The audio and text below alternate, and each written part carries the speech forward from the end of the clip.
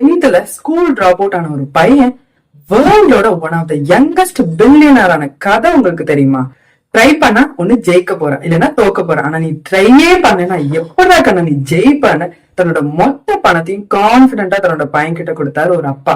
இப்ப அவரோட பையனோட நெட் ஒர்த் $2.5 பில்லியன்.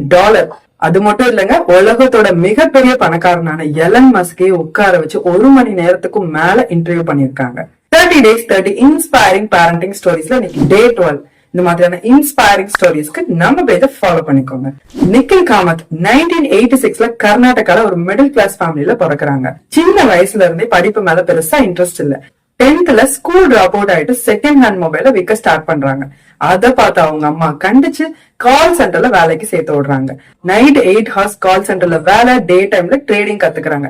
என்னதான் கத்துக்கிட்டாலும் ட்ரேட் பண்ணாதான் நமக்கு உண்மையான எக்ஸ்பீரியன்ஸ் கிடைக்கும்னு யோசிச்சுட்டு இருக்கும் போது அவரோட அப்பா தன்னோட மொத்த சேவிங்ஸையும் பையன்கிட்ட கொடுக்கறாங்க, உன்னால முடியும்னு.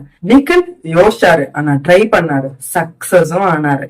அவருக்கு தெரிஞ்ச மத்தவங்களுக்கும் ட்ரேட் பண்ணி கொடுக்கறாங்க. அதை பார்த்து அவங்க அண்ணா அவரோட சேர்ந்து பிசினஸ் மேன்கெல்லாம் ட்ரேட் பண்ணி கொடுக்கறாங்க. என்னதான் அவங்க சம்பாதிச்சாலும் அவங்க சம்பாதிச்ச பாதி காசு புரோக்கரேஜுக்கே போயிருது.